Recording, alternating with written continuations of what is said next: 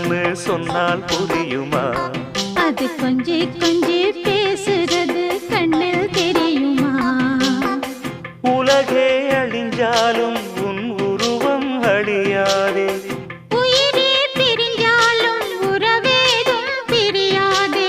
உண்ணாமல் உறங்காமல் உன்னால் தவிக்கும் பொண்ணு மணியின் நெஞ்சுக்குள்ளே இன்னாருன்னு சொன்னால் புரியுமா? அது கொஞ்சி கொஞ்சி